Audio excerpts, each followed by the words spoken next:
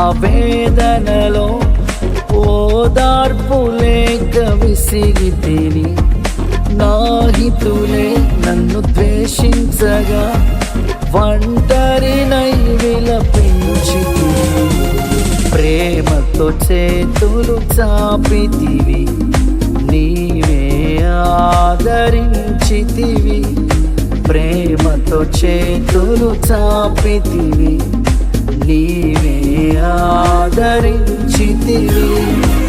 నీవే నన్ను ప్రేమించి ప్రాణము పెట్టితివి.